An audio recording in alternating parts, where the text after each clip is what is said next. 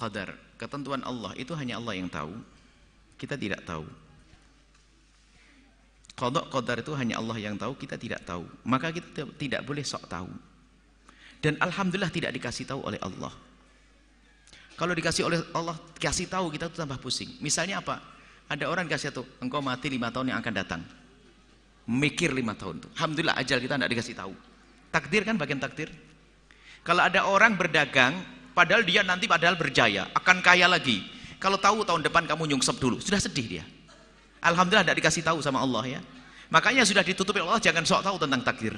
Jadi kita nggak boleh sok tahu tentang ketentuan Allah. Tapi di hadapan kita adalah jalan.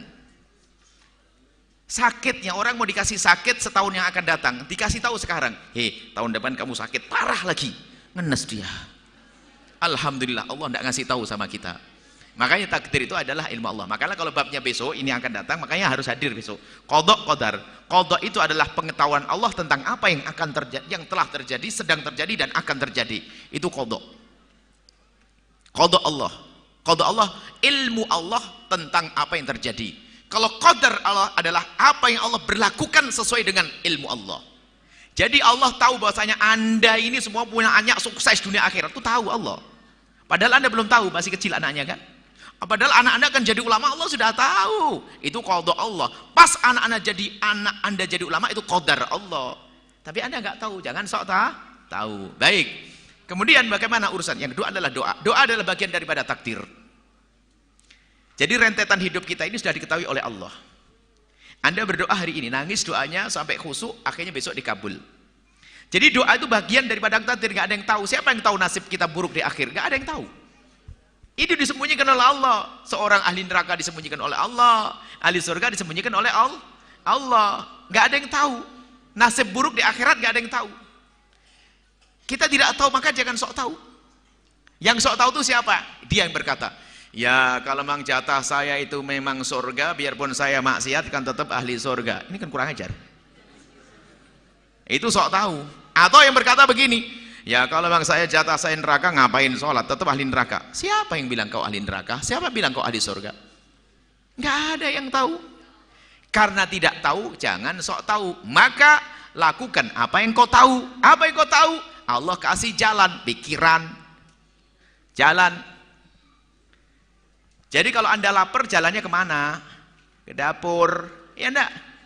Ke dapur, jelas. Anda cerdas, langsung ambil piring, karena Anda ambil piring.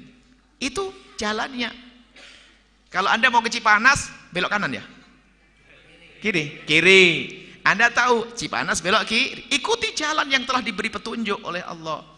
Jalanmu ke kiri mau ke Cipanas, ke kanan Cianjur. Coba ini misalnya.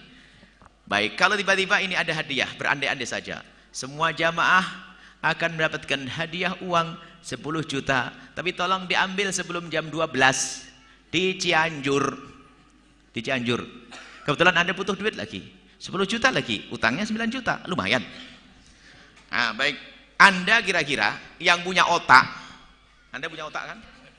Yakin? Anda punya mobil, ke kiri ke Cipanas, kanan ke Cianjur, duitnya nunggu, beneran ini. Anda belok kiri atau belok kanan? Kanan, yakin? Kalau ada yang belok kiri, gimana? Enggak, dia berhujah, kalau memang jatah saya 10 juta nyampe ke tangan saya, pasti nyampe. Pasti gila dia, ya enggak? Wong Cianjur kanan, kok belok kiri, paham? Yang belok kanan apakah pasti nyampe? Belum tentu, tabrakan di sana. Dibawa ke Cipanas. Tapi Anda apakah tahu kalau bakal tabrakan? Apa orang itu tahu kalau bakal tabrakan? Nggak tahu. Kalau tahu nggak bakal berangkat.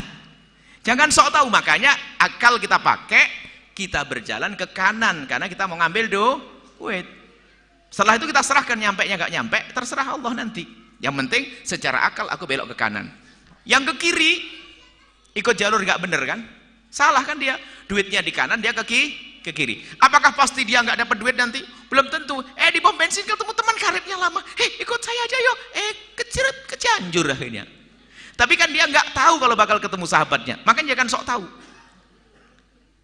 Artinya apa? Ada petunjuk, ada jalan surga, ada jalan neraka. Sudah jalannya jalan neraka kok ngomong, insya Allah saya ahli surga. Sakit dia, sudah belok kiri ngomong sampai Cianjur, nggak bener. Jadi ikuti jalan yang Allah titahkan untuk Anda itu. Jadi Anda tidak tahu, jangan bicara ini orang nasib nggak buruk di akhirat, nggak ada yang tahu. Husnul khotimah hanya Allah yang tahu, cuman di hadapan kita ada jalan. Makanya ada seorang tiba-tiba dimudahkan Allah jalannya ke surga. Dia diberi Allah kekayaan, rajin berderma, baik sama suami, sama anak, masya Allah benar nyekolahkannya. Apalagi sama tetangga baik, mudah jalan surganya. Ada satu lagi memang dasarnya ahli neraka, masya Allah, nggak niat maksiat. Hah? Di rumah pun lagi mesraan berantem sama suaminya. Anaknya pun tidak tahu diapain, sekolahnya nggak karu-karuan. Terus macam-macam dosa dilakukan. Maka kita punya akal. Ada dua jalur, ikuti jalan surga. Maka jangan lalu berkata, kalau aku berada di surga pasti aku nyampe. Oh, nggak boleh begitu. Maka disitulah kita setiap hari diminta oleh Allah untuk kita melakukan sholat. Dan di saat sholat kita mengatakan ihdinas siratal, minta petunjuk biar nggak belok-belok. Kita nggak tahu, itu diketahui oleh Allah saja. Maka dari itu berdoalah, beramal baik untuk menuju di jalan yang selamat. Anda tidak tahu di pungkasan nanti. Itu kesimpulannya. Nggak boleh orang sok tahu akhir kehidupan. Jadi ibu, berdoa adalah bagian daripada takdir. Kalau Anda banyak doa, kemudian Anda banyak berusaha yang baik, insya Allah ya takdir Anda selamat nanti. Urusan akhirat saja orang main-main. Tapi urusan dunia nggak ada yang main-main. Adakah orang setiap hari hanya berkata, ya Allah semoga kau berikan kepadaku anak yang soleh-solehah. Nggak mau nikah dia. Atau dia punya istri, dia pengen langsung tutup poin, langsung jadi. Kan Allah Maha Kuasa, kan bisa langsung beri kepada saya. Kenapa saya harus capek-capek? Kalau saya harus baik, ada orang mau nggak kira-kira Anda nikah nggak usah ketemu sama istri. Yang jomblo langsung dikasih Allah anak 15. Yang nggak ada, harus ada hubungan suami istri. Ada usaha dong, ngambil jalannya dong kalau pengen punya anak. Ada lagi yang satu nih, oh masya Allah, lagi habis ini ada makan sate enak semuanya. Ini sok dia, sok ahli iman, sok ngerti kodok kodar.